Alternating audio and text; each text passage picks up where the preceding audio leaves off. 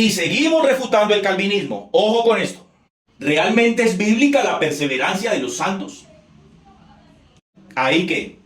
Porque es de esa posición que el calvinismo enseña que la salvación no se pierde.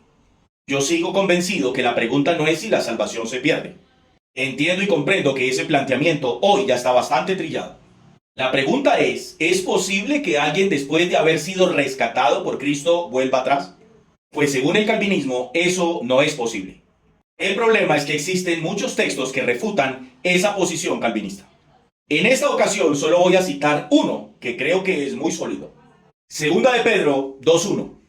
Pero hubo también falsos profetas entre el pueblo, como habrá entre vosotros falsos maestros, que introducirán encubiertamente herejías destructoras, y aún negarán al Señor que los rescató, atrayendo sobre sí mismos destrucción repentina. El verbo griego que Pedro utiliza para rescató traduce comprar, adquirir, rescatar mediante un precio. Noten que Pedro no está diciendo que esos falsos simplemente afirmaban haber sido rescatados. No, habían sido rescatados. O sea, comprados, adquiridos mediante un precio. Ya sabes lo que significa eso, ¿no?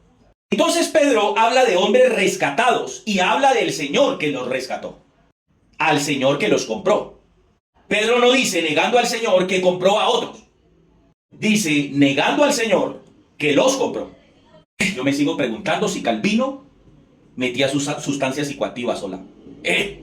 Resulta que el calvinismo en sus interpretaciones sofisticadas interpretan ese texto en que Cristo sí murió por ellos, pero desde un asunto meramente externo.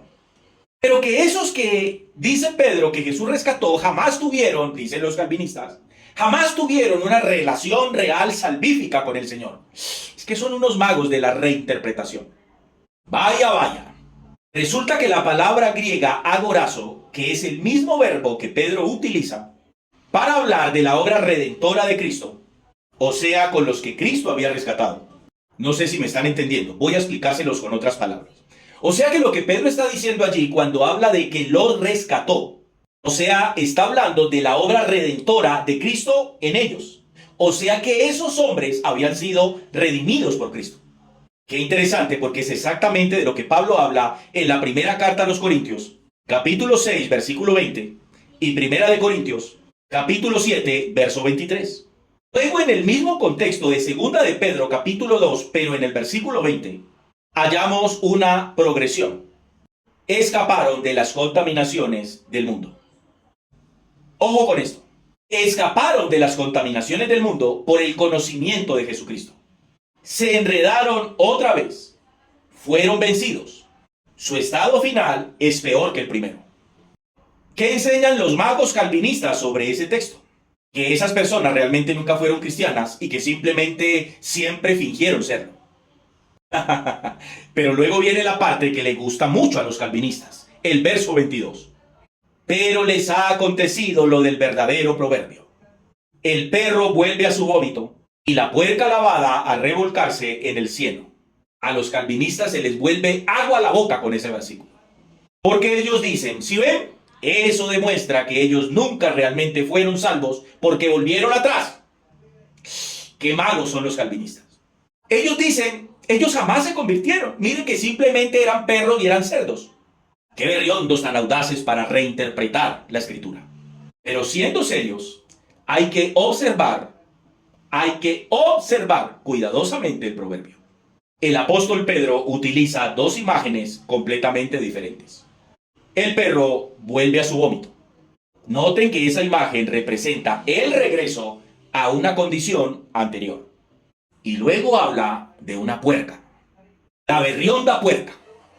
La puerca lavada a revolcarse en el cieno. Y ahí es donde aparece algo muy interesante que el calvinismo de manera irresponsable pasa por alto.